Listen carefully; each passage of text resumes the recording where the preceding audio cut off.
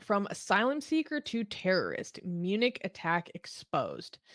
Munich was left in shock after a 24-year-old Afghan asylum seeker, Farhad Noori, deliberately rammed his Mini Cooper into a peaceful protest of trade unionists, killing a 37-year-old woman and her 2-year-old daughter, reportedly trapping them underneath his Mini Cooper and injuring 34 others. The horrifying attack, which took place during a Verdi trade union demonstration near the Munich Security Conference, was fueled by Islamist extremism, according to prosecutors. Witnesses reported hearing Nouri shouting Allahu Akbar as he plowed through the crowd, claiming a claim he later confirmed during questioning. Quote, he has admitted that he deliberately drove into participants of the demonstration, stated senior public prosecutor Gabriele Tilmann, who also revealed there's no evidence of Nouri being part of an Islamist network. So this is another lone wolf attack. When once seen as a model of integration, they're like, "Oh, because this man, he was a successful bodybuilder, he had a large Instagram following, he had tens of thousands of Instagram followers. Um, he's a successful story by all reports." His online posts before the attack reveal a chilling radicalization, including one where he urged, quote, eradicate all those who are bad to Islam." The incident has reignited fierce debate over Germany's asylum policies, with officials grappling with how a seemingly well integrated individual could harbor such deadly intent. So there was a little bit of different reporting when it came to this story. There was some reporting that he had had his claim rejected, which is why he did this. And here's the thing. So he came here when he was a child, I think, in 2016. I might yes. He arrived in 2016. So this is long before Afghanistan fell to the Taliban. And he ended up getting his claim denied. However, because of Germany's current laws, he was allowed legal residency because they decided that they could not deport him because under international human rights law, you're not allowed to deport people back to countries where you think that there's going to be an immediate threat to their life or they're going to be in danger and so forth. So even though he had his claim denied, my understanding is he was not under immediate threat of deportation. Um, and I don't know. I mean, a lot of what I have to say here is exactly what I said in the last story. I think what's even worse in this regard was that this is someone that was believed to be a success story. Like this is believed to be, oh, someone who successfully integrated. And this is what happened. Um, I know there that Olaf Scholz put out a statement saying that they want to prosecute him. He said, okay, Chancellor Scholz said, "quote This perpetrator cannot hope for any leniency. He must be punished and he must leave the country. If it was an attack, we must take consistent action against possible perpetrators with all means of justice." Um, I don't know. Okay, I know that the results of the German election like just came out and I mean, I just woke up to do the show, so I haven't had any chance to examine those and the implications and so forth. I don't know how much people I can't fucking take this. Like I can't. I don't know. I know that Germany previously we've covered how they are re-examining their deportation policies regarding Syria and Afghanistan. Um because this problem across Europe primarily comes from people who are Syrian and Afghan nationals. And if you were just allowed to send people back, because it's like part of the problem is if you're committing crimes. I mean, we have an issue of like you're here and you're rejected and we can't deport you. So you have a fully adjudicated case and we can't deport you. So now you're just here. So then you're creating an explicit incentive for people to come, because then even if they are not approved, then you can't make them leave. So why wouldn't they just come? Second of all, if they're committing criminal acts, including violent crimes and sexual violence, you can't deport them either. So then you're just stuck with a problem. And again, it creates an incentive, because if there's no stick, there's only a carrot. I I don't even know. I don't even know. Like a few weeks ago, I was joking with Armin that I think Europe needs to contract ICE and just help people like clean Oh house. my god, Yeah. we're gonna lose all the Democrats in the live chat. Right. No, but Uh, like no I, one can honestly say that this is acceptable. right. You know? Like we're at a point where I cannot think of a good faith argument for someone to say that the public should not be concerned. That it's just xenophobia if you're concerned. It's just hatred and bigotry if you're concerned. Can you honestly make that argument anymore? I don't even think you could make that argument several years ago. Are people voting right now in Germany as we speak? Like, isn't it right now? No, I think People. the did the polls close? German election results. Oh, not all votes have been counted. Oh, so I was correct. Oh no, no, it hasn't been counted. Okay, it's Yeah. over. People are saying it's over. Okay, Is it so over? I don't know. if you're Google seeing results is an telling me that edited it's version of going. this, we were recording this when the election was just finishing.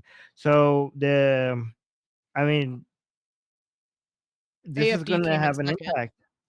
Second, as predicted. Yeah. By how Olaf much? By Scholz, more than expected. SPD came Third. in third so far. That's freaking crazy. By the way, I don't know if people understand AFD coming second. What a big deal that is. Apparently, they doubled their previous score. But I'm just looking Yeah. at headlines right So now. this is going to change the political landscape in Germany for a long time. And if we keep going this way, I mean, a lot of people are predicting that AFD at some point is going to come first. In the same way what happened in Netherlands, at some point these people are going to come first, and or like some people are thinking like at some point reform is going to come first in the UK. It's Same thing is wild. going to happen in France.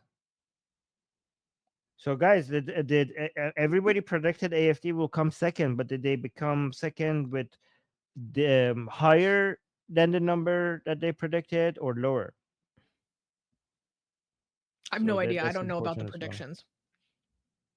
Yeah. No, I'm asking the Germans in the chat. That's important. So we'll see, like, what this is gonna do. Uh, Again, there's a lot of things. So, yeah, Amir saying that's alarming. That's not good. If AFD wins, I mean, if AFD winning is not good news, then you have the immigration policy of Germany to thank for.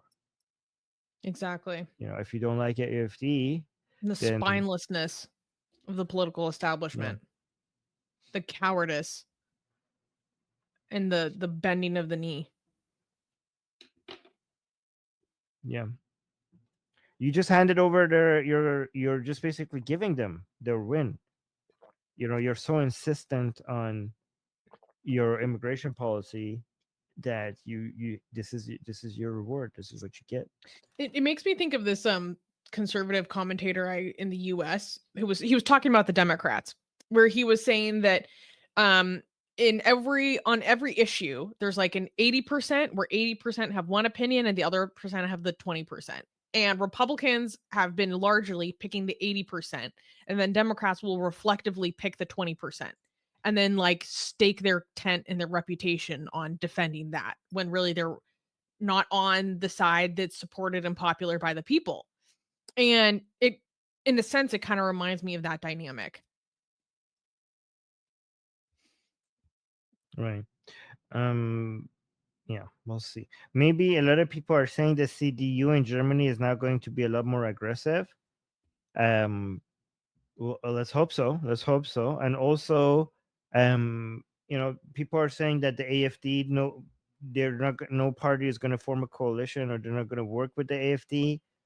I mean, we saw that taboo already broken once by the CDU. I think they broke that taboo. There was a bill that there was something that they did with the AFD, I think. So that taboo, these are red lines that initially these parties say they won't cross, but then there's going to be something that they desperately need their support for, and given all the political capital they have, somebody at some point is going to break that taboo, and then once you break that taboo, then other people are going to do the same thing. I mean, and they just have too much political power for it's going to be so tempting at some point for people to just break those barriers. So we'll see. Anyways, let's go with these comments. Oh, these comments actually has a good drink to it. The these. All right, so let me go here. Here. This is a very sarcastic comment. Someone really needs to do something about all these cars. Shit. Oh my god, I hate myself for laughing because of the tragedy. I mean, guys, it's dark humor, okay? So Well, and don't it's blame also us making for fun of the media for the way they frame it as like a car went through a right, crowd, blah blah blah. Where it's like, well, a right. car doesn't just do that. It's someone driving it. I mean, Yeah, as because much as I understand people getting frustrated by the media framing it that way, they have to do that for legal and journalistic what reasons, do but, they that's besides the point. have to? A car went through, like, do they have to frame it like that? Stop importing Mini That's good.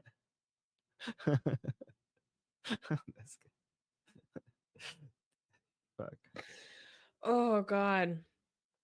I'm sorry, but, like, you really need to just have anything that can make you laugh at a moment like this, 'cause, we're this was a fucking horrible 2 weeks.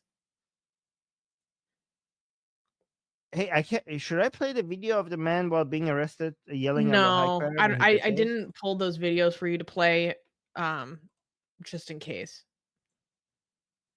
Okay. Um So, i- so the video that I'm not gonna play it. This is the video, okay? As Suzy said, don't play it. But this caption says a new video shows the Afghan terrorists repeatedly screaming Allah after today's car ramming attack in Munich. He was also 28 wounded. He was also sharing Islamist propaganda online leading to the attack. So here's the what? This is the comment. This is the comment. Okay. I don't know. Okay. Okay. I don't even know how to respond to that. This is fake. Sure. You Um, want to read this one? I am yes, you are no. Oh, I hate this account, this piece of shit. Anyway, he's posting about this saying 4 days ago there was a large protest of 250,000 people in Munich against the AFD and the far right. Today, another terrorist attack was carried out by an Afghan asylum seeker. Life comes at you fast. I really fucking hate conservatives, quote unquote conservatives, or some people call them the woke right, that take this opportunity to go like nana boo boo at victims. Like, because the victims were like all trade unionists, right? Like these aren't like super hardcore right wingers. Um, like when someone gets assaulted in San Francisco and they say this is what you voted for, instead of being like, oh my god, like a woman was just violently Right. assaulted in her city. It's so gross. It's so gross. It is gross. It is gross. You're right. That's a good point. And this person is truly crossroads for the Western world. Yeah, please make sure you don't sound like you think like the people who are being the victims of terrorist attacks deserve it. Like if you cross that line, you have to look into the mirror. Like you have Then you gone sound like way Hassan too. Piker. Yeah, And when you start sounding like way. Hassan Piker, I think you need a Yeah. slap in the face. Do you know who makes the most amazing, gorgeous, and other adjectives that I can't use here on YouTube? Blasphemous art ever? We do! And for some reason, we are giving it away for free. Download them now using the link in the description before we change our mind.